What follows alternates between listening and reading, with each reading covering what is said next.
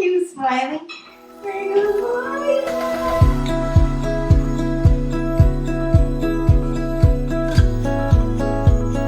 Can I please have an iced chai tea latte? Okay. Thank you. Go. Oh, Whoa, sorry. that's okay. That would have been scary. It did help to finally be certified as a sport pilot.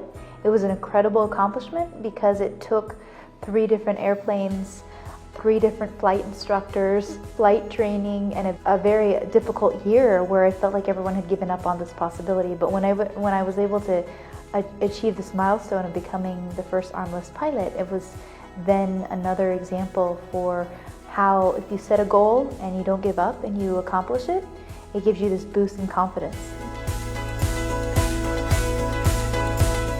The next activity I want to pursue is a sport called slacklining, and I've been practicing it now for well over a year now. And it's the sport of walking on what looks like a tightrope, but it's a slack line.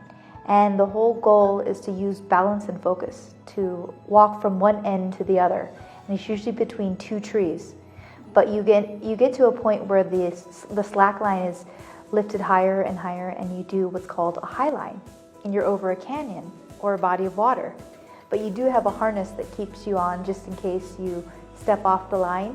What was even more difficult than learning to fly an airplane was figuring out something that many people take for granted, the ability to put on my pants, to get dressed on my own.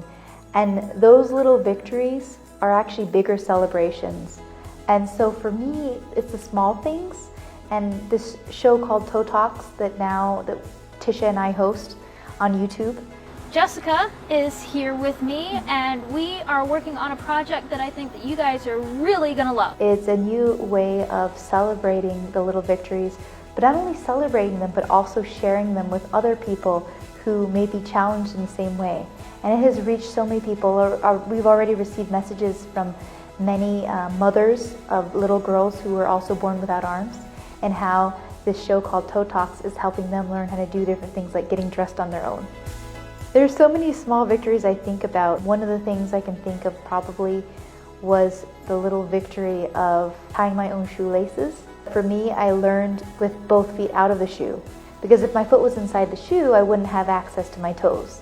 And my toes are my fingers, my feet are my hands. Thinking outside the shoe is just addressing a challenge in a different way, with creativity, with innovation, with resourcefulness, and using whatever it takes to approach a challenge.